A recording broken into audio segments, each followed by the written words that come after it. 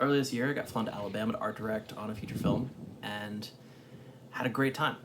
It was a really interesting experience with some really cool people, and I'm honestly really looking forward to seeing that come out. But the whole time, I knew I was coming back to work on this. So every free minute I had, I was in my hotel room writing. And eventually, I came up with a kind of short, but totally doable feature film called Bounty. And I somehow found the people that really wanted to make it with me.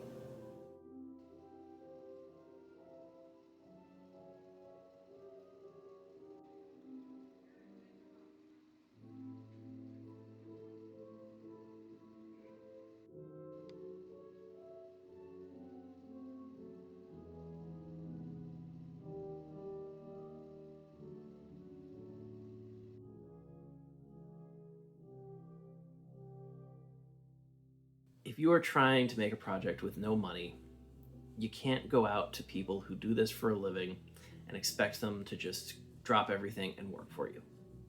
It's not how it works. What you can do is be incredibly honest about what you're doing, and if it's a project that excites them, that they are willing to donate their time into, I think that's okay. And I'm not planning to do this for every single project I do. I don't want to shoot another movie like this because it was a lot. Crashing in a theater in the woods in sub-zero temperatures, me and Kevin were in sleeping bags, freezing our asses off, and it was a lot. I don't know if I could make a movie like this again. I don't think I would want to make another movie like this again, but somehow we pulled it off.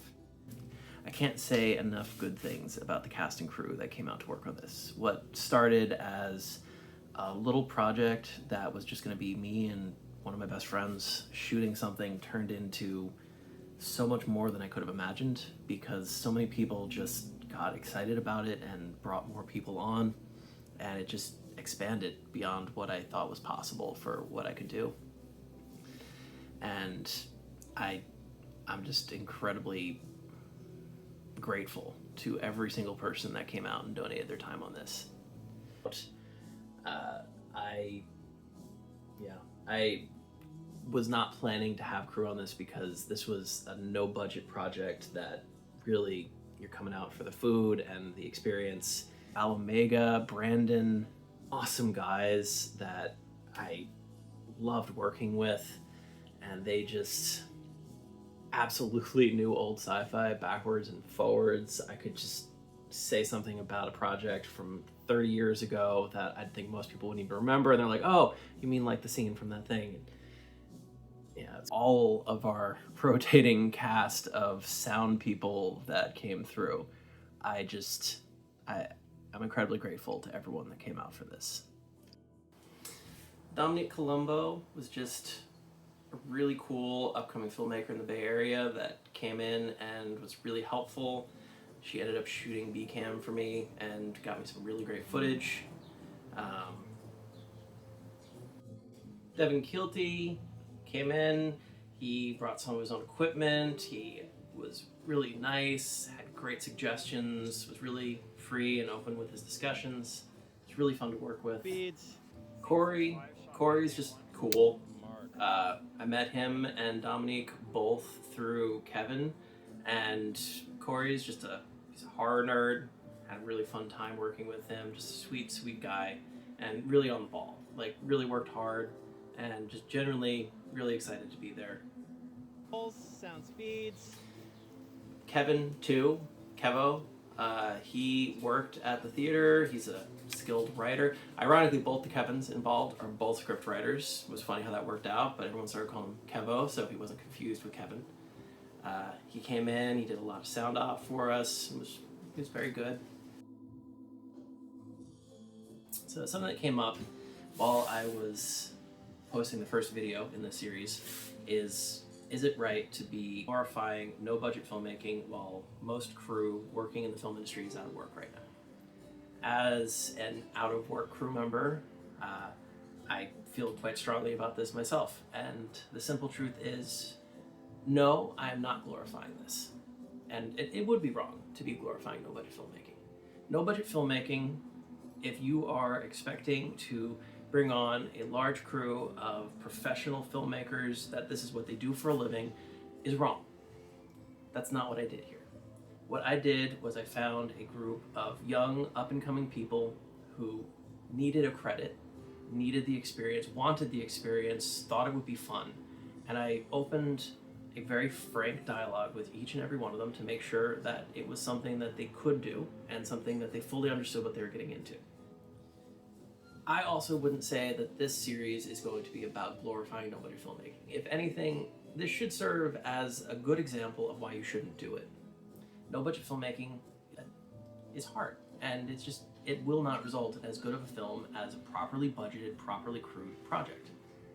I made this because I've hit wall after wall trying to get real funding to do something, and so I wrote something around resources I knew I could get with the hopes of making something that was cool enough that down the road I could finance something much bigger, much better. This is meant to be, for lack of better terms, a proof of concept portfolio piece. I'm not going into it expecting to make a bunch of money back. I'm fully expecting to lose most of what I put into it. And frankly, anyone that's making no-budget films with more expectation than that is fooling themselves, because it's almost impossible. It's almost impossible to make a profit with a properly budgeted film these days. The film industry is in turmoil, it's free-falling, and everyone's just trying to figure out what's next and where this will go.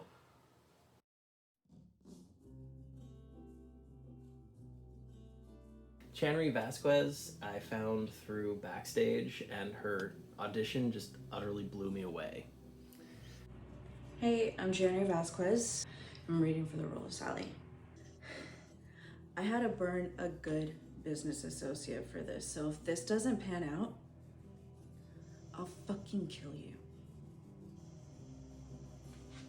Let's go. Dano was just a character.